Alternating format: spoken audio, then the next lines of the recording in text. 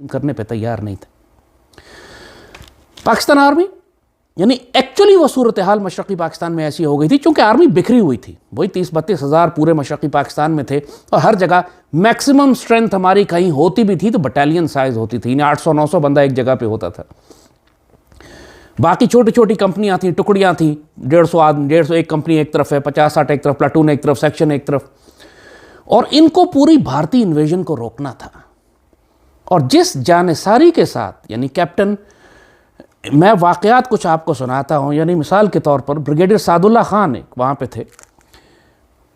आप किसी भी पुराने फौजी से पूछिए ब्रिगेडियर सादुल्ला खान के बारे में, आपको बताएंगे एक दलेर ब्रिगेडियर, इस हद तक कि दुश्मन की पूरी एक ब्रिगेड 3000 लोगों के साथ दुश्मन ने हमला किया और ये 15 या 20 सिपाहियों के साथ इस तरह टूटकर उसके ऊपर गिरे, ऐसा हमला किया कि उसको हमले को रोका भी, पसपा भी किया और दुश्मन के टैंक भी कब्जे में ले लिए। और बाय द टाइम पीछे से रीइंफोर्समेंट्स पहुंची, ब्रिगेडियर सादुल्ला के पास सिर्फ 6 सिपाही बाकी रह गए थे।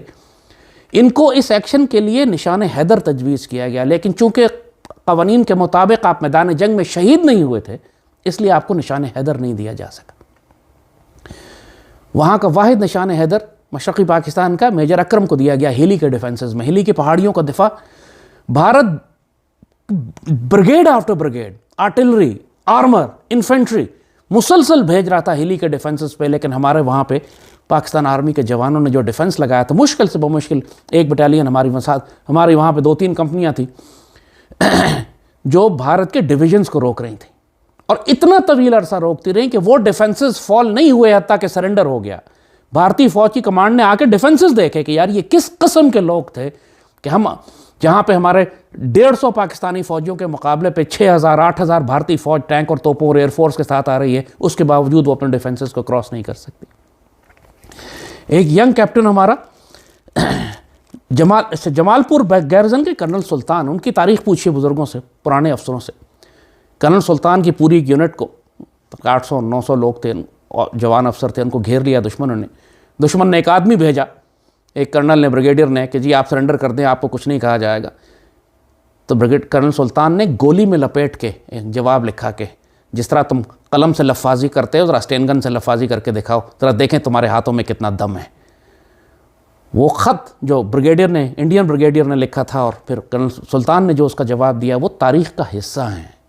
जब आपको पता है कि कम अज़ कम 20,000 इंडियन फ़ौज और मुक्ति बानी आपको घेर चुकी है और आपके 700-800 जवान एक छोटे से गैरिजन के घेरे में आ चुके हैं, उसके बाद आपको सरेंडर करने का कहा जा रहा है और जवाब में ये दिया जा रहा है कि कागज़ को गोली में लपेट के उसको वापस फेंका गया कि जाओ बातें बकवास करना बंद करो और तलवार उठाओ तो पता लगे कि तुम किस मिट्टी के बने हो। कैप्टन एहसन मलिक, उनके पास बमुश्किल 40 आदमी थे और कैप्टन एहसन मलिक ने पूरे भारतीय ब्रिगेड को 3000 को इतने अरसे तक रोक के रखा। 3 हफ्ते तक पूरी इंडियन इन्वेजन एक सिमत से रोक दी गई। तो रास्ते में कैप्टन एहसन मलिक अपनी पोस्ट के ऊपर भारतीय फौज को रोक कर खड़े हुए थे। इन सारे वाकयात का पाकिस्तान आर्मी को पता ही नहीं था। कैप्टन एहसन मलिक के बारे में खुद जनरल मानेकशॉ ने फिर पाकिस्तान आर्मी चीफ को ख़त लिखा कि ये जंगी कैदियों में कैप्टन एहसन मलिक होगा, उसकी बहादुरी का मैं मोतरफ हूँ, उसने हमारे पूरे ब्रिगेड को रोक के रखा था, हमारा पूरी इन्वेजन रुक गई।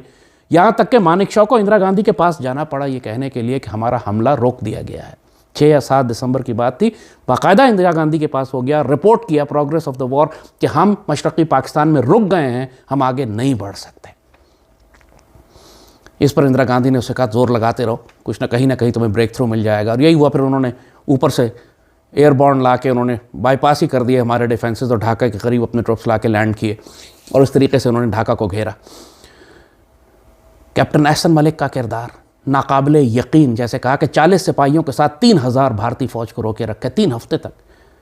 कर्नल सुल्तान का किरदार, और जब वहाँ से निकले उस गैरिजन से और अपना दिफा करते हुए वापस मरकज़ की तरफ, पीछे की तरफ आ रहे थे, तो रास्ते में 250 के करीब पाकिस्तान अफसर के आर्मी और जवान शहीद हुए मुक्ति बाहिनी के एम्बुश में और भारतीय फौज की गोलाबारी में, और उसके बीच में से निकल के इन्होंने अपना रास्ता निकाला। हिली का जैसे कहा मेजर अकरम की शहादत वहाँ पर हुई, ब्रिगेडियर सादुल्ला, यानी इस हद तक कि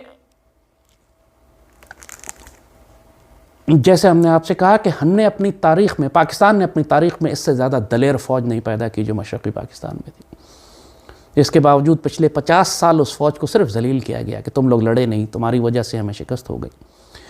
इनको रेस्क्यू किया जा सकता था, पॉलिटिकली नहीं किया गया।